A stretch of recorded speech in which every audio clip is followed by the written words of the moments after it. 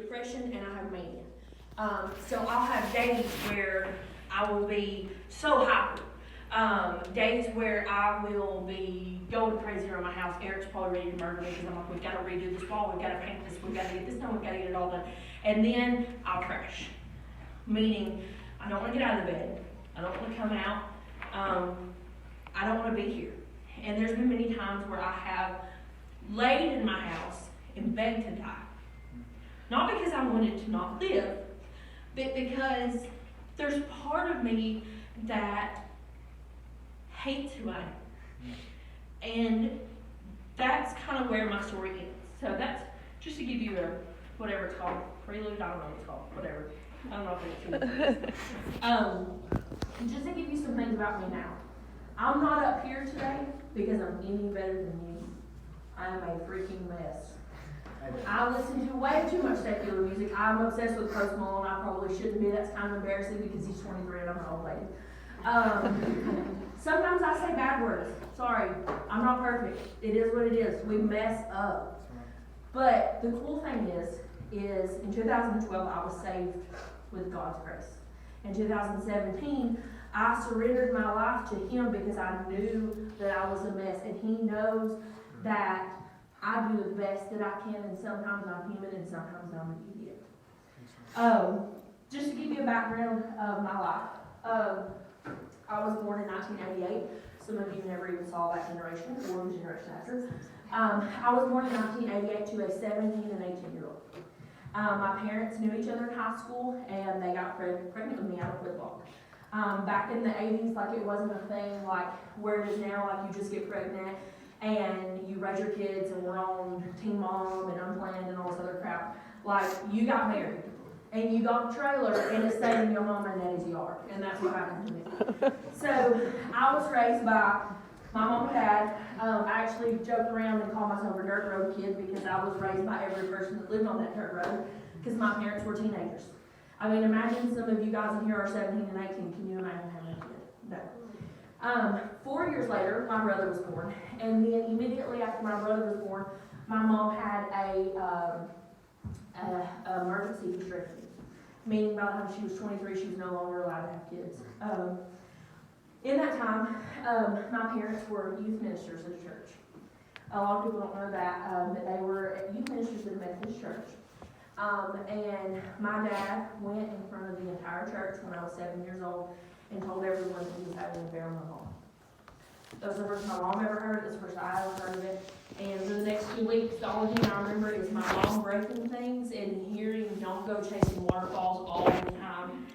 And if y'all are young, you probably know that song, but it's weird. It's good. It's good. So, after that, not too long after that, you know, my mom, she was married when she was 17, and she did a good job.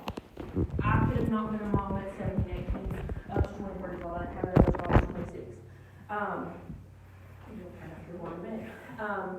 But she did the best she could. When my mom got divorced, my dad left. I didn't see my dad again until I was 13 years old.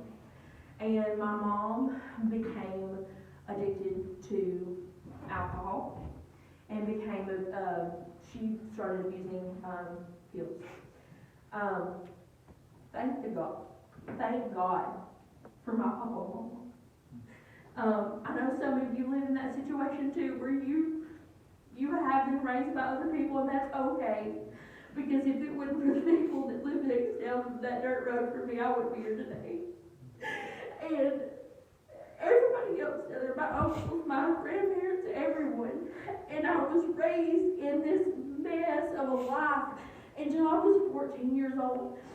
And when I turned 14, my mom got married and she moved off and she left me alone a lot of times. And now what I'm about to tell you, I don't want you guys to look at this as something cool because it's going to sound great. It's going to sound like, oh my gosh, you had so much freedom. Your mom let you do whatever you want to, but that sucks. Because you don't know what it feels like to go home at night and not have anyone give a crap about you. I wish that I had someone to check myself on. I wish that I had someone to find out where I'm at night. I wish I had someone to care for where I was, but my mom didn't. So I lived in this world where I just did whatever.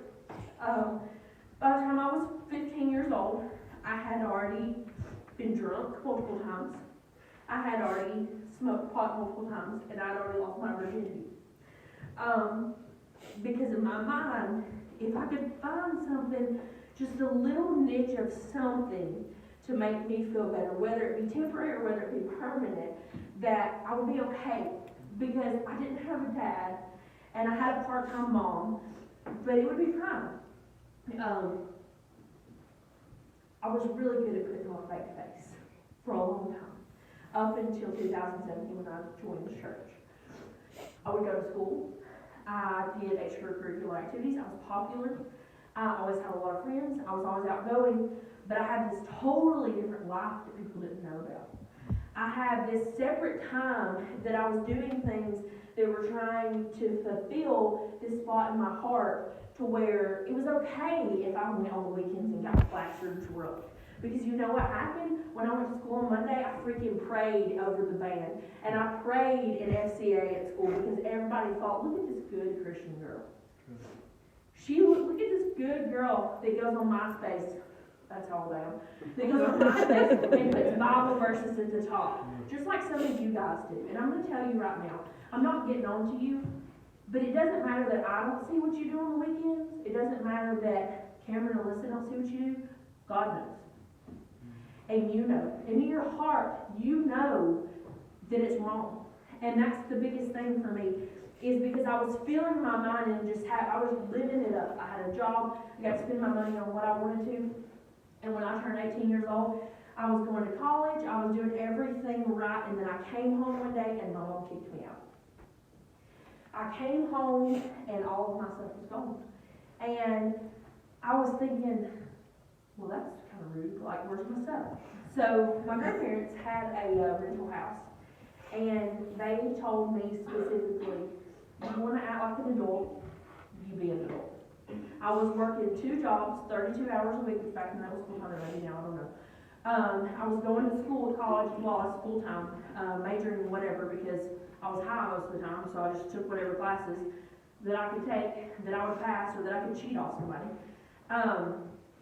And I just took whatever. So that night, I left my house that I lived in since I was 14 years old and went to this piece of crap hole, little rundown house with no power and no electricity, and still my mom didn't care.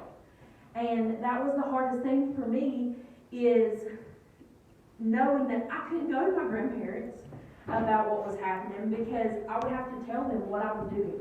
Because I was living 2 different worlds. I was living this one world where I was going to college and I was working my butt off and where I was doing things right, and then I was living this separate world to where I was staying drunk and I was staying high and I was doing whatever I wanted to. I was replacing all the pain in my heart with relationships that I shouldn't have been. So I go to my grandparents. I let them know, hey, this is what's up. This is, I can't afford to live here by myself, and they, for some reason, let my boyfriend move in with me, which was stupid. He lived with me for 6 months. We fixed the house up a little bit. I was okay. And then something in my mind wasn't happy. This whole time, I didn't realize my heart was empty.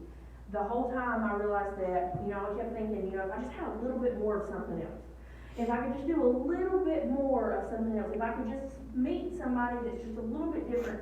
If somebody would just say these specific right words to me that are just good enough, then I'll be okay. And so I met this boy who was divorced, who I thought was the greatest thing in the world. And that night I packed up all of my boyfriend's stuff, left on the porch, changed locks, and told him to get out of my house. This person who was helping support me, because I didn't care, because I was selfish. And as soon as I left that night, I went and met that guy, hooked up with that guy, smoked an ounce of weed, went home. And that was the beginning of the crappiest time of my life.